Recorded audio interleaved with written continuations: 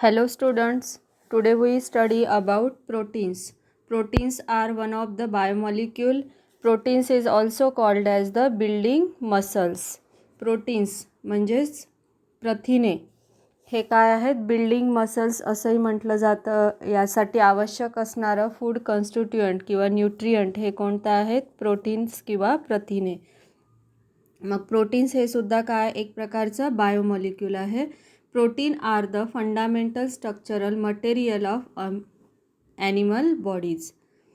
प्रोटीन्सला structural मटेरियलसुद्धा म्हटलं जातं ॲनिमल बॉडीजचं, कारण आपले जे वुंड्स असतात किंवा मग जखम असते ती भरून काढण्याचं काम हे कोण करत असतं? प्रोटीन्स करत असते. त्याचबरोबर नवीन मसल्स तयार करणे, मसल्सला स्टिफनेस देणे हे कामसुद्धा कोण करतं? आपल्या शरीरामध्ये प्रोटीन्स करत असते. Protein in the form of enzyme play prime role in all the psychological reactions. आपल्या शरीरात ज्याही काही मेटाबॉलिझम रिॲक्शन्स होतात, सायकोलॉजिकल रिॲक्शन्स होतात, त्या सर्व रिॲक्शन्स ह्या एन्झाईम्सनी क्रिएट केल्या जातात किंवा एन्झाईम्स त्यामध्ये काय करतात? कॅटॅलिस्टचं काम करतात. मग हे एन्झाईम्स म्हणजेच काय? तर ह्या एन्झाईम्सनीच काय बनलेलं असते? प्रोटीन्स बनलेलं असतं.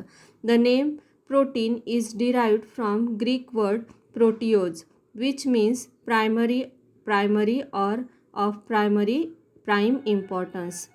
प्रोटीन्स हे नाव ग्रीक वर्डपासून देण्यात आलेलं आहे. प्रोटीचा त्यामध्ये प्रोटिओज असा अर्थ होतो. प्रोटिओज म्हणजेच काय? प्रायमरी म्हणजे प्रथम किंवा प्राईम इम्पॉर्टन्स म्हणजे प्रथम इम्पॉर्टन्स दिलं जातं, त्याला म्हणतात प्रोटिओज. आणि या प्रोटिओज ग्रीक वर्डपासूनच प्रोटीन्स हे नाव दिलेलं आहे, कारण प्रोटीन्सला आपल्या शरीरामध्ये बिल्डिंग मसलसाठी प्रथम प्राधान्य दिलं जातं. Nutritional source of proteins are milk, pulses, nuts, fish, meat. हे आपल्याला माहीतच आहे. प्रोटीन्सचे स्रोत कोणते आहे? आपल्याला प्रोटीन्स कुठून मिळू शकतात? मग त्यालाच म्हणतात सोर्सेस किंवा स्रोत. तर मिल्क, त्यानंतर पल्सेस म्हणजे डाळी, त्यानंतर नट्स म्हणजे वेगवेगळ्या प्रकारचे बेदाणे आहेत किंवा मग खारीक आहे, खजूर आहेत. ओके. त्यानंतर फिश, मासे, मॉन्स यापासून आपल्याला काय मिळतं? प्रोटीन मिळत असते. Chemically proteins are polyamides which are high molecular weight polymer of monomer unit called alpha amino acid. Alpha amino acids प्रोटीनचं हायड्रोलिसिस केल्यानंतर अल्फा अमिनो ॲसिडचे नंबर ऑफ युनिट्स आपल्याला मिळतात. मग प्रोटीन्स हे काय आहे? अल्फा अमिनो ॲसिड्सचे पॉलिमर आहे. ओके. पॉलिमर हे काय आहे हे तुम्ही या नेक्स्ट चॅप्टरमध्ये शिकतच आहात. ओके. त्यानंतर लक्षात आलं प्रोटीन्स म्हणजे काय? तर प्रोटीन्स हे काय? आपले बिल्डिंग मसल्स आहे, बिल्डिंग मटेरियल्स किंवा मसल्स म्हणतात बॉडीमधलं. त्यानंतर आपले जे फूड न्यूट्रियंट्स आहे त्यापैकी सर्वात महत्त्वाचं हे कशाला प्राधान्य दिलं जातं? प्रोटीन्सला दिलं जातं. प्रोटीन्स हे अमिनो ॲसिड्सपाचे पॉलिमर आहे. प्रोटीन्सचं हायड्रोलिसिस केल्यानंतर आपल्याला काय मिळतं? अल्फा अमिनो ॲसिडचे नंबर ऑफ युनिट्स मिळतात. त्यानंतर प्रोटीन्स हे एन्झाईम्सनी बनलेले आहे. सर्व एन्झाईम्स म्हणजेच काय आहेत? प्रोटीन्स आहे. आपल्या ज्याही मेटाबॉलिक रिॲक्शन्स आहेत त्या रिॲक्शन्स क्रिएट करण्यासाठी किंवा घडून येण्यासाठी enzymes are play as a catalyst. आणि हे एन्झाईम्स म्हणजेच काय आहेत? प्रोटीन्स आहे. ओके. त्यानंतर आपण अभ्यासू alpha amino acids. Proteins on complete hydrolysis gives rise to a mixture of alpha amino acids. प्रोटीन्सला जेव्हा आपण हायड्रोलाइज करू त्यापासून नंबर ऑफ काय मिळतात? Alpha amino acids. म्हणूनच म्हटलं आहे की proteins are the polymer of alpha amino acids. Poly म्हणजे अनेक. Acids are carboxylic acids having an amino group bounded to the alpha carbon. Okay. मग प्रोटीन्स हे काय? अल्फा अमिनो ॲसिड्स आहे. ते म्हणजेच एक प्रकारचे काय कार्बोक्सिलिक ॲसिड्स आहेत, पण त्यामध्ये कोणता ग्रुप आहे, अमिनो ग्रुप आहे, म्हणून त्याला काय म्हणतात, अल्फा अमिनो ॲसिड्स. ते कशाला बाउंड आहेत, अल्फा कार्बन ॲटमला. The carbon next to the carboxylic group. मग अल्फा कार्बन म्हणजे कोणता, तर कार्बोक्सिलिक ग्रुप असणाऱ्या कार्बनच्या नेक्स्ट कार्बनला काय म्हणतात, अल्फा कार्बन असे म्हणतात.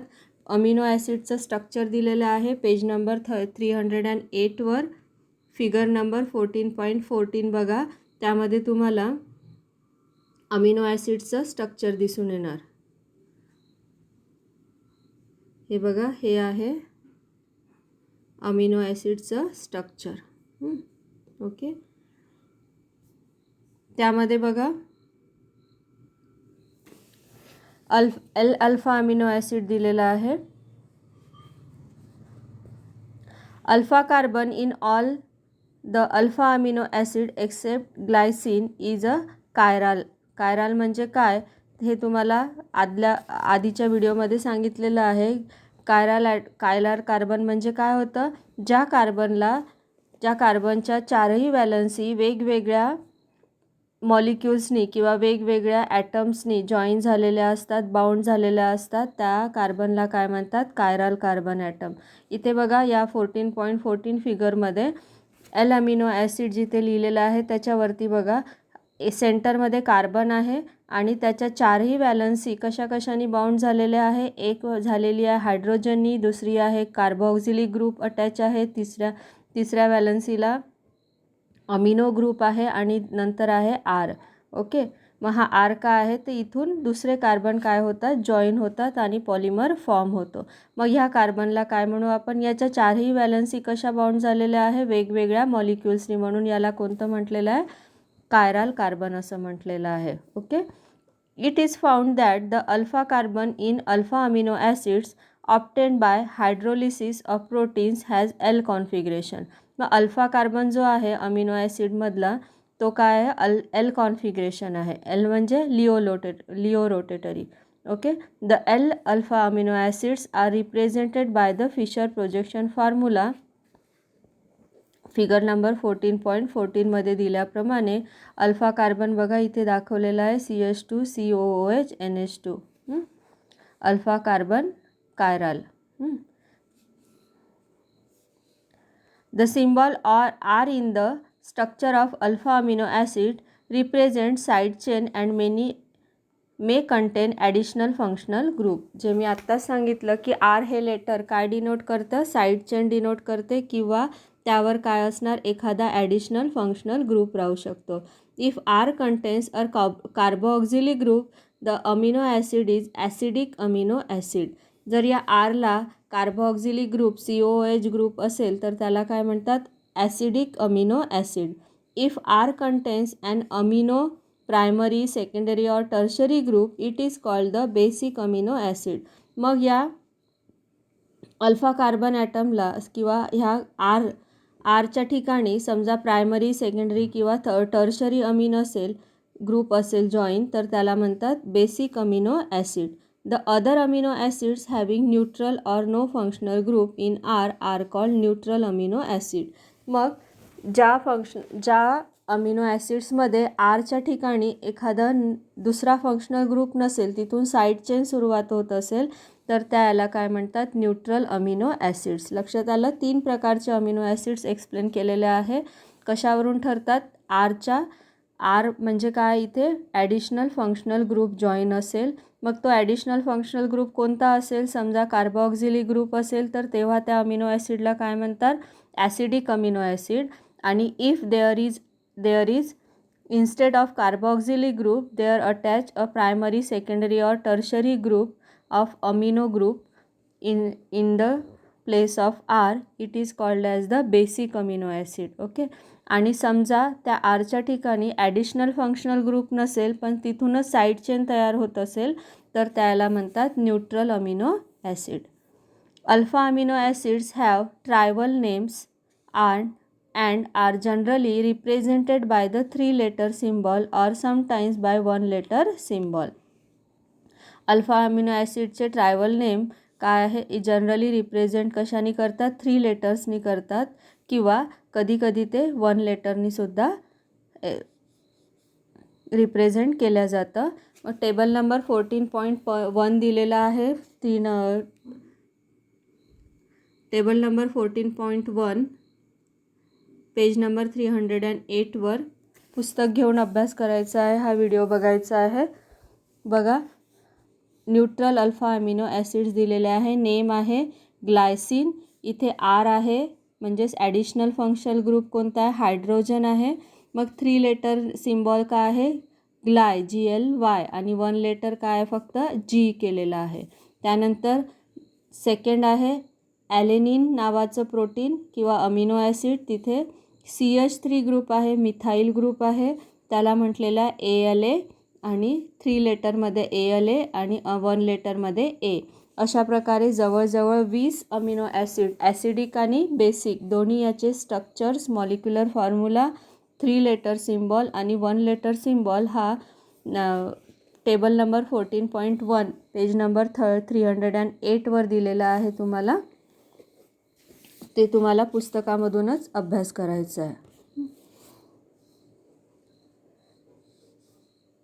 लिस्ट हॅव 20, या टेबलमध्ये जवळजवळ 20 amino acids often referred to as a simply amino acids commonly found in proteins with their symbol and also their types as natural, neutral, acidic or basic is given. 10 amino acids from this list cannot be synthesized in human body and have to be obtained through diet. मग इथले जे 10 amino acids आहे 20 पैकी, त्या 20 पैकी 10 amino acids हे आपल्या बॉडीमध्ये म्हणजेच ह्युमन बॉडीमध्ये सिंथेसाइज होत नाही, ते आपल्याला बाहेरून घ्यावे लागतात. तर ते आपण कुठून घेऊ शकतो, डाएटमधून घेणे आवश्यक असतं. There are called essential amino acids and are mark with asterisk in table. Star दाखवलेले आहे बघा अमिनो ॲसिड्स या टेबलमध्ये. कोणतं आहे, valine, leucine, isoleucine, threonine, methionine, phenylalanine, tryptophan, lysine, arginine, histidine. हे जे 10 अमिनो ॲसिड्स आहे या टेबलमध्ये आहेत, ज्याला स्टार दाखवलेला आहे. हे डाएटमधून आपल्याला मिळतात. आपल्या बॉडीमध्ये ते काय होत नाही, सिंथेसाइज होत नाही. तर त्या अमिनो ॲसिड्सला म्हणतात इसेन्शियल अमिनो ॲसिड. इसेन्शियल म्हणजे आवश्यक. Alpha amino acids are high melting water soluble crystalline solids unlike simple amines or carboxylic acids. Carboxylic किंवा सिम्पल अमीन्स सारखे हे अमिनो ॲसिड्स नसतात. अल्फा अमिनो ॲसिड्स हे कसे असतात, त्याचा मेल्टिंग पॉईंट हाय असतो, त्याचबरोबर वॉटर सोल्युबल क्रिस्टलाइन असतात. these properties are due to a particular structure called Zwitter ion structure of alpha amino acids. मग ह्या प्रॉपर्टीज अमिनो ॲसिड्सचा कशामुळे आलेल्या आहेत, तर त्याच्या स्पेशल टाईपच्या स्ट्रक्चरमुळे. या स्पेशल टाईपच्या स्ट्रक्चरला काय म्हणतात, zwitter ion structure of alpha amino acids. And alpha amino acid molecule contain both acidic carboxylic group as well as basic amino group. Alpha amino ॲसिडमध्ये दोन्ही ग्रुप असतात, एक तर कार्बोक्झिलिक ग्रुप पण असतो आणि अमीन ग्रुप असतो. म्हणूनच त्याला काय म्हणतात, अल्फा अमिनो ॲसिड असे म्हणतात. Proton transfer from acidic group to basic group of amino acid from a salt which is a dipolar ion called zwitter ion.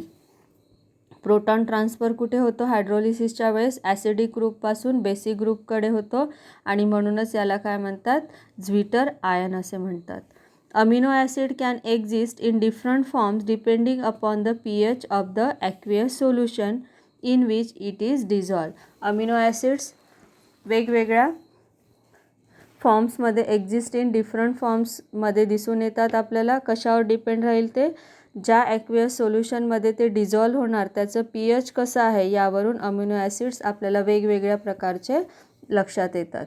Consider for example zwitter ion and other forms of alanine. Zwitter आयनचं structure दिलेलं आहे figure number 14.15 मध्ये. त्यानंतर 3 forms of ॲलॅनिन पण दिलेलं आहे. Zwitter ion कसे तयार होणार यावरून, त्यानंतर ते ज्या ॲक्वेअस सोल्युशनमध्ये अमिनो ॲसिड डिझॉल्व्ह होणार आहे त्या ॲक्वेअस सोल्युशनचं pH किती आहे यावरून सुद्धा अमिनो ॲसिडचे वेगवेगळे प्रकार आपल्याला दिसून येतात. आलं लक्षात अमिनो ॲसिड्सबद्दल. तर प्रोटीन्स हे काय, बिल्डिंग मसल्स आहे. प्रोटीन्स हे पॉलिमर्स आहे. कशाचे, अल्फा अमिनो ॲसिड्सचे.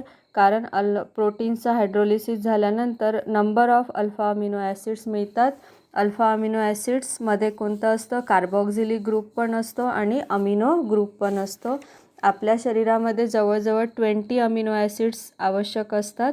मग त्या 20 अमिनो ॲसिड्सपैकी 10 अमिनो ॲसिड्स हे कसे असतात, इसेन्शियल अमिनो ॲसिड्स, म्हणजे ते अमिनो ॲसिड्स आपल्याला बाहेरून डाएटमधून घ्यावे लागतात. त्यानंतर अल्फा अमिनो ॲसिड्स हे जनरली एल फॉर्ममध्ये आपल्या शरीरामध्ये अवेलेबल असतात. तर अशा प्रकारे त्यानंतर आपण ज्विटर आयन म्हणजे काय, ज्विटर आयनचं स्ट्रक्चर बघितलं. त्या नेक्स्ट व्हिडिओमध्ये आपण पेप्टाइड बॉन्ड अँड प्रोटीन याबद्दल माहिती अभ्यासू. थँक्यू.